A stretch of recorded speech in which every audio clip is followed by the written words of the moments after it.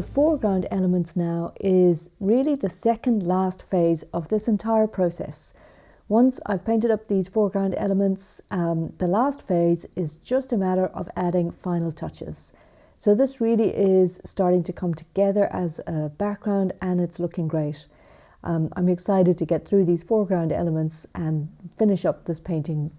So I can now start to be a little bit more detailed and a little bit more varied here in the foreground, because these elements are so close to the viewer that you want to actually bring out some of those details.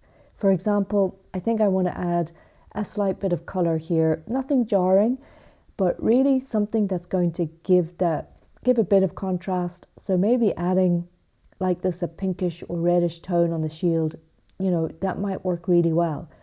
There's so much blue, so many cool colours throughout the entire painting that here in the foreground, this one slight touch might work really, really well. I will be adding a little bit more saturation into the sky in the final touches phase. That's in the next lesson, but for now, I just want to keep, colours and hues quite subtle.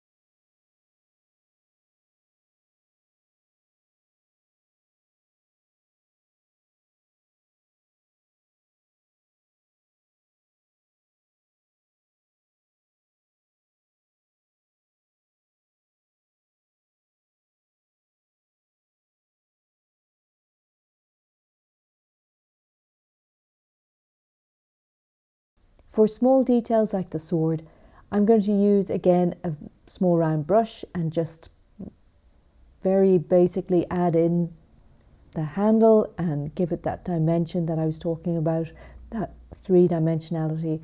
If you want to emphasize the sword, or you can go ahead and put a lot more details in.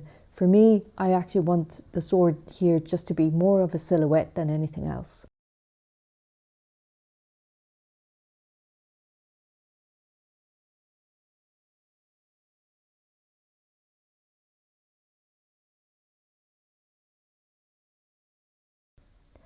Now the skull is an opportunity to paint a lovely hint of highlight around the edges so that it looks like it's catching the light. Because it's so high up and so tall, that's going to be really nice. It seems like it would be catching the sunlight as the sun comes up over the horizon.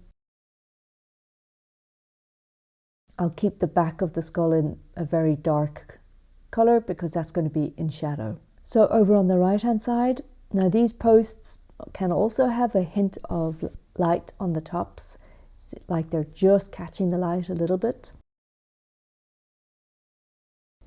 And again, these are silhouetted random shapes. They're going to work very well, as I said previously, for sort of creating leading lines that point into the composition, into the focal area in the middle.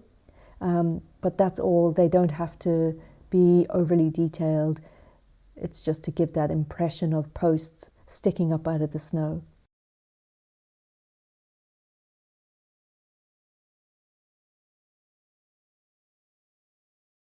On the pillar, I'm going to imagine that it's facing the light on this side, and I'll add in a lighter colour like that. And this is going to be a wooden structure, so I'm using the exact same techniques and process that I did on the houses, so using the same sort of selection and texture brush process. The only thing to note here is that I'm using a clipping mask with the texture, and that is just simply allowing me to be able to paint, kind of outside of the edge and have that not show up because it's clipped to the shape underneath.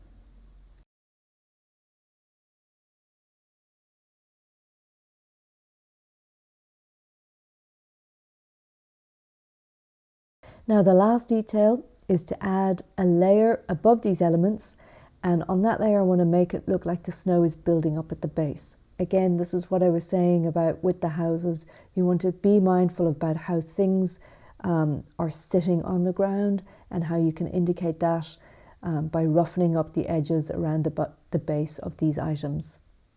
Okay, I think that's it. Wow, I think this looks amazing. I can't believe we're here. We're nearly at the end of this very, very long process. So this is very exciting to see.